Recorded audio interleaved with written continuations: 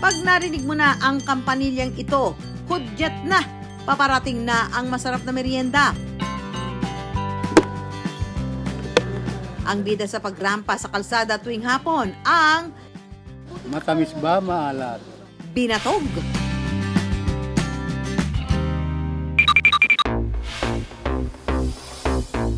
Pwedeng timplahan ng asukal at gatas para sa mga may sweet tooth. O kaya asin para sa maalat-alat na sarap.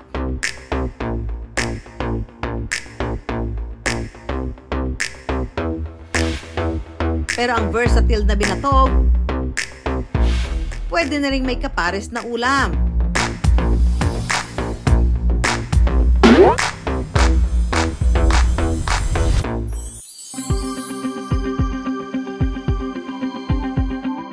Bilang special treat sa kanilang mga suki, sa pinagtatrabahuhang restaurant sa Navotas, may literal na pakulo ang executive chef na si Get.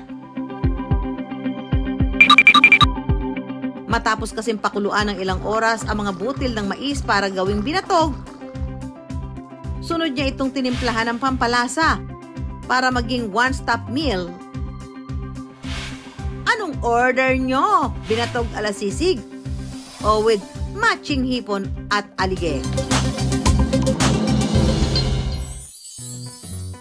Unahin mo nang i-flex ang binatog sisig for the meat lovers. Sa pagluluto ng sisig binatog, so kailangan natin ng binatog na pinakuluan, tapos lalagyan na natin siya ng konting seasoning powder para may lasa. Haluin lang. At lagyan natin siya ng konting cornstarch para may lutong. Kapag nabalot na sa cornstarch ang binatog, pwede nang iprito. Ilagay na natin isa-isa yung binatog na nakoatingan natin.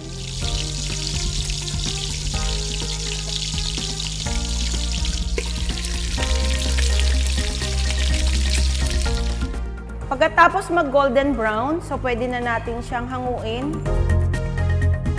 Ang crispy fried binatog, lalagyan ng mga pampalasa ng sisig. Sibuyas, puti o pula, siling labuyo at siling panigang. Sasamahan din natin siya ng konting meat. Pwedeng chicken, pwedeng baboy na pinirito at hiniwa ng maliliit. At lalagyan din natin siya ng atay. Haluin lang. At saka natin lagyan ng liquid seasoning. Konting calamansi extract, ground pepper, at maglagay tayo ng konting mayonnaise. Halu-haluin, ala sisig lang. Saka ilalagay sa sizzling plate para authentic ang dating ng sisig binatog.